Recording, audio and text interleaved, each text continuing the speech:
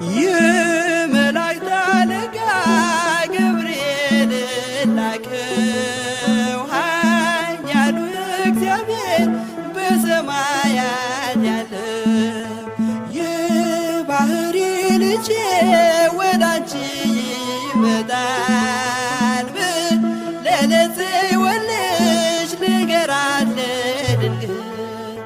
የመላእክት አለቃ ገብርኤል ላከው ኃያሉ እግዚአብሔር በሰማያት ያለው የባሕርይ ልጄ ወዳንቺ ይመጣል ብለህ ለጽዮን ልጅ ንገራት ለድንግል።